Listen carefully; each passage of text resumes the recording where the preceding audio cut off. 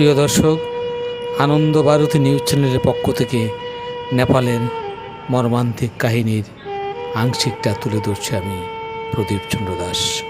2026-এর 26 August, গত বুধবার, এক ট্র্যাজেডির সবচেয়ে মর্মান্তিক হৃদয় বিদারক ঘটনার সাক্ষী হয়ে রইল নেপাল।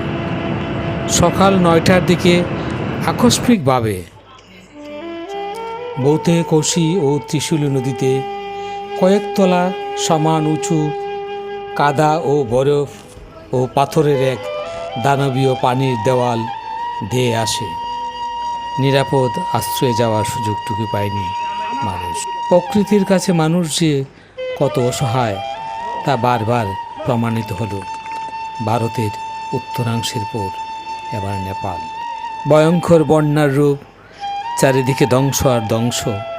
এ পর্যন্ত 359 জনেরও বেশি মৃত্যু হয়েছে, নিখোঁজ হয়েছে 1400 জন।